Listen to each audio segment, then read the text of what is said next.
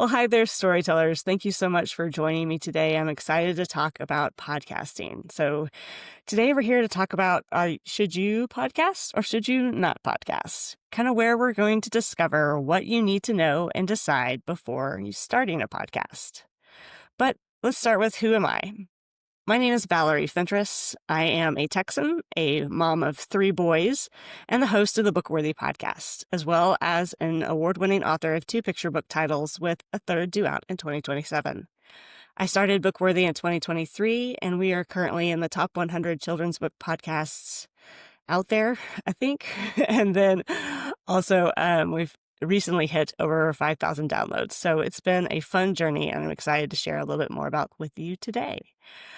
And the goal for our time is we're going to talk about the who, what, why of podcasting, as well as the benefits and challenges that podcasting in 2026 brings. Then we're going to discuss some of the best first steps in our podcasting journey, and then I'll leave you guys with some resources at the end. So, what is podcasting? I'm pretty sure it's not much of an assumption that each of you has listened to at least one podcast or heard the buzz about podcasts across most media streams. But it's interesting to note that podcasting has been around since the 1980s and 90s with audio blogs. I had never heard about it until I made this presentation, but it was very interesting. It wasn't until 2004 that journalist Ben Hammersley coined the term podcasting by blending iPod and broadcasting. And in 2005, Apple added podcasts to iTunes, sparking mainstream adoption, and millions discovered podcasts overnight. In the 2010s, shows like Serial proved that podcasts could rival TV and film in their cultural impact. Now, in the 2020s, podcasting has matured into a global industry with millions of shows, billions of downloads, and major investments from Spotify, Apple, and other broadcasting channels. Now, why podcasting? Well, podcasting isn't just a fad, but part of a long evolution of storytelling and broadcasting. With one podcast, you have access to over 500 million people worldwide, 250 to 300 daily listeners, with a projected audience to surpass 650 million by 2027. And today, there are over 4.5 million podcasts worldwide, covering anything from history and science to comedy and faith. Now, many authors use podcasts to promote their books and connect with readers. They share writing advice and publishing insights and explore themes from their work. And in the U.S., surveys of podcast hosts show that creative professionals, writers, journalists, and educators make up about 20 to 25% of independent podcasters, which translates to tens of thousands of author-led shows. So with those stats, is podcasting right for you? And I know a number of you are itching to press the record button, but podcasting is not something to rush into and do half-heartedly. There's a lot of things to think about when considering whether a podcast is the right choice for your platform journey. Success is often based on how well you know what you do and what you are capable of, and the plans you put in place before starting anything. So don't rush it. Take your time, be thoughtful, as you consider podcasting as your next step. So to start things off, let's take a look at the pros and cons of podcasting. Now, I think we established with the stats I mentioned earlier that you are getting a direct connection with readers. That's hundreds of thousands of people that you can have direct contact with. Those pretty exciting numbers. But there's also a deep sense of connection that happens when you listen to a podcast consistently. Over time, it can feel like the host knows you and is speaking directly to you. It can feel very personal to the listener that we are engaging with, which is both a privilege and a responsibility. Podcasting is also great for platform growth. It has the potential to grow your platform by thousands, where you have access to more people than you can reach with public speaking, events, or book signings. There's also great networking opportunities. Growing a pool of guests, reaching out to industry leaders in your niche is the classic you scratch my back, I'll scratch yours model of networking. Then there's also content repurposing. Depending on the editing tool or recording studio you use, you can easily create long and short form content that can be shared across multiple social media platforms instantly. And just like an author has authority and credibility depending on their book, a podcaster is given authority and credibility, a trust that they have done the research and taken the time to research their topic to communicate clearly the ideas that they have. That sounds amazing, right? Why are we not all doing a podcast? However, there are some cons to podcasting as well. The cons. It is a time commitment. Depending on the tools you use, the time needed to record, edit, plan, and post can all be different. Also, vetting out guests, if you do an interview-style podcast, can also be a time drain. I know some podcasters who spend over 10 hours editing their episodes and some who get the job done in about an hour. And sometimes the quality shows. So knowing how much time you have available should play a big part in your podcasting decision. Then there's the technical learning curve. With every tool you use in a podcast, there is a learning curve and a lot to learn. If you're techie or familiar with audiovisual recording, the curve may not be as steep. But even the podcasting hosts and production platforms often change and streamline elements in the goal of making things easier, but that often takes time to figure out how to use those new functions. Another challenge is consistency. If a listener is going to trust you, the podcaster, with their time, attention, and trust, then there is an expectation that you're going to show up consistently, that you will post when you say you will. And if you do have a lack of consistency, this will break trust and have your listeners going to look for another option. Then there's also the cost. The cost of a podcast is dependent on how much you want to spend. There is a lot you can do for free, but the free options often come with a lot of limitations and often a watermark from the production or editing tool you are using. And then you remember those stats from earlier? Market saturation. 4.5 million of podcasts are out there. So an audience and committed listeners to your niche finding your podcast can feel like finding a needle in a haystack. So let's pause. Take a deep breath. That was a lot of information. And I'm sure you're in one of two camps. You're either saying, yes, let's do this. I want to start my podcast. Or you're like, no thanks, this is not for me. Well, I'm going to talk to both camps. First, those that are kind of thinking, maybe not. But those that you're ready to hit record, hold on. We'll get to more information for you in just a minute. For you that might be reaching for your weighted blanket and your pulse racing a little bit, know that podcasting is not the end-all be-all of building an author platform. There are other options. Website and newsletter are still king in the author platform. This gives you the most control and most direct access to your readers. If you already have this in place, continue to update and keep your website current and fresh. For better or worse, you and your books are judged by the appearance and the user experience of your website. If you don't have a website or a newsletter yet, consider Substack. Substack is built for writers by writers, which allows immediate access to those who subscribe to your stack with monetization options and perks as you grow. But one downside is it does behave a lot like social media. Another way you can grow your platform without starting a podcast of your own is most interview-style podcasts are always looking for new and relevant guests that align with their niche. You can put together a media kit and query letter to send out to podcast hosts whose audience would benefit from what you would add to their conversation. But something of note is that many podcast hosts plan out months in advance. So be sure to ask what to expect in an episode release before you hit record. And if you want to do a podcast tour to highlight a book you have coming out, it's best to start querying about 9 months ahead of your publishing date. And last but not least, blogs. I won't say that blogs are dead in the water, but they are no longer the main source of media and information out there for most audience members. If blogging is something you love and have an engaged audience with, as well as enjoy, keep doing it. If you want to grow your current blog, consider a move over to Substack. You can still create great content there, but engage more directly with an audience.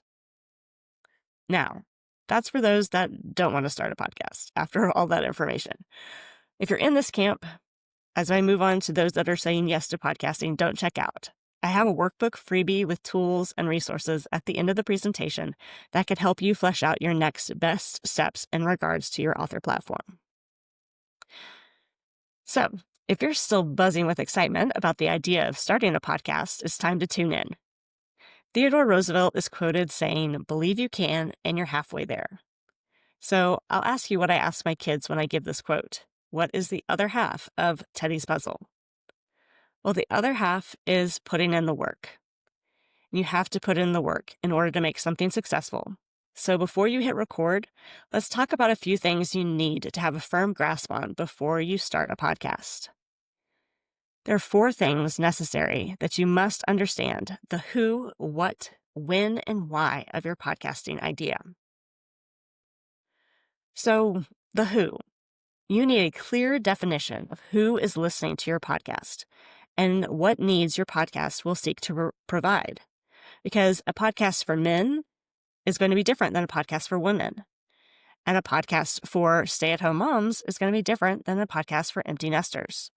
So knowing the age, demographic, and family situation will play into the branding, style, and length of your podcast. So knowing the who you're speaking to drives your content and how often you market and how you market your podcast.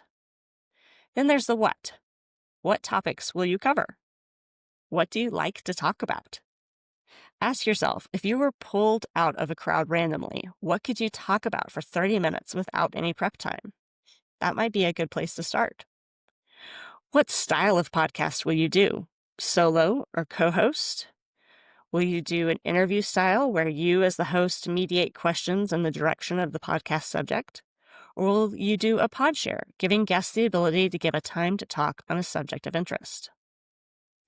Then there's the what are your expectations on time, cost, and return on investment?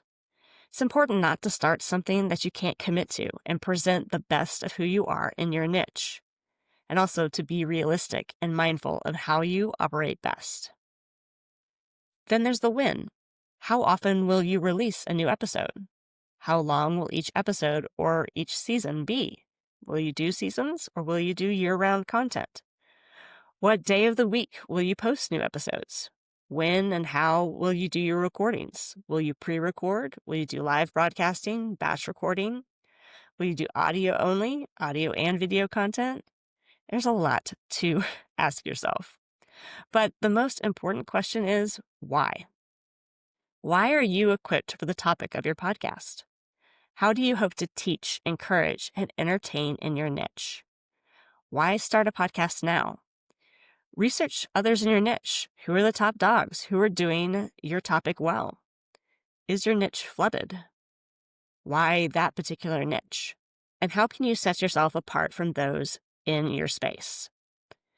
And it's good to know why you want to start a podcast. What do you consider a return on investment? And how will you define success? Now, I started my blog in 2020, and I started doing a once-a-month children's book review, which turned into a fun Instagram Live event with authors called the Again and Again Author Interview. As more and more authors started asking about jumping on a live, I knew there was an interest in doing something more than once a month. As well as parents in my social circles were always asking me about what books were good for their kids. These author interviews were going strong in 2022. And at the start of 2023, I reached out to my literary agent and asked if starting a podcast would be a good idea. She gave an enthusiastic yes because of where podcasting was in the platform arena in 2023. But I'm a full-time mom and a part-time writer, so I might have had a little panic attack at the idea. I knew that I didn't have things planned out a few months in advance. My anxiety might go haywire if I came to a posting date without anything to post. So I needed the 4 W's we've been talking about. So here are the 4 W's of Bookworthy. So the who of Bookworthy is It is aimed for parents and grandparents with a Christian worldview wanting to grow a love of God and books in their children. Bookworthy helps families navigate bookstores with confidence and knowledge of the books that their kids are reading and pulling off library shelves. What? This one was a little easy. I could talk about books all day. And I chose to do an interview-style podcast that mirrored what I was already doing on my blog. And of course, we talk about books. I would introduce readers to authors, find out the inspiration behind books being highlighted, and also kind of what were the books that impacted the author in their writing journey. Then I had to move on to when. I had to decide that I was going to do 12 seasons, with reruns during the breaks, which usually lands at about 3 seasons a year, and those Play It Again episodes just to fill the space and give me time to plan and prep further seasons. So I do batch recording. I will record about 4 months to 6 months ahead of a season, and I will record it all before I'm even done with the previous season. Then I chose to release my episodes on Wednesdays so that I could build up hype about the episodes across social media, which is when people are most active on Monday and Tuesday. And I chose to do both audio and video recordings. Now, my why. As a mom of 3 boys, the children's section of the bookstore was getting complicated with questionable content. So I wanted to understand that space better. I also have reluctant readers and dyslexic readers in my home, so I wanted there to be good books and to know the resources that were available. And as an author, I wanted to be in the know about what was going on in the publishing industry to set my future books up for success. And then there's also books are a love language to me, and there's a growing majority of kids that don't like to read, which is a little concerning in itself. So now you know the W's of the Bookworthy Podcast. But what do we need to do once we know those W's? Well, once you have the who, what, when, and why answered, that's when you're ready to start talking about budget, production platforms, hosting sites, and equipment. But you have to start with budget. This will drive the next elements of your podcast. Don't spend more than you need to. Thankful to COVID in 2020 and Zoom, we do tend to have a lot of the equipment necessary just right around our homes. So you don't have to have the most expensive thing or this massive boom in order to record a podcast. So just know what you can and cannot spend. Then production platforms and hosting sites. There's a range of them. Some that are suitable for beginners with free and low monthly costs. And then there's sites that for more established podcasters with higher costs, which does come with more tools and resources. Once you choose your production platform and hosting site, you can tap into the resources they have available in regards to what works best for equipment. Because these production platforms and hosting sites, their success is dependent upon yours. So they give you tools and tutorials to help you the best they can. And equipment. Kind of talked about this a little bit with budget. Mics, headphones, sound adjusters, noise canceling, lighting, ring lights, a studio setup or decor. All of those elements are not needed, but it's good to know what you already have on hand and how you want to present yourself and your topic to your listener. Now, because of my why, or because of my yes to podcasting, I have a clearer understanding of the type of writing I want to do. I've grown mindful of my definition of success, as well as grown a community of authors that celebrate each other well. I've connected with industry leaders, collaborated with publishers and other podcasters.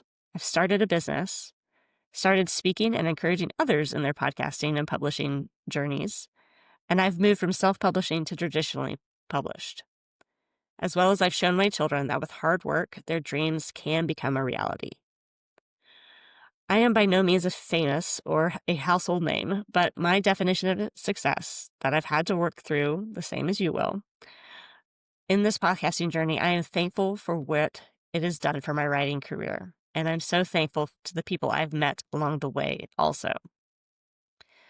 So in summary, if you are thinking podcasting might be your next best step, Do your research. Know your audience and know yourself. Create a system that works for you. Don't rush into podcasting. Don't expect income. I tell my kids, find a career or skill that can support them and their passions until their passions can support them.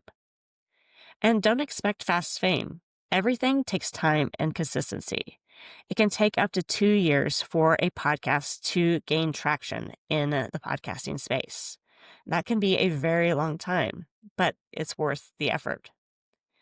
And then don't spend more than you can manage, both in time and in your pocketbook. So just be careful. Now, after our time together, I hope you have the tools you need to decide whether to podcast or not to podcast. And I've put together a platform and podcast workbook for you which includes additional questions, tools, and resources to help you grow your platform and launch a podcast. The QR code on the screen will take you to where you can download this workbook. This workbook will be free to Storytellers Summit attendees until February 1st. Thank you so much for your time and happy podcasting.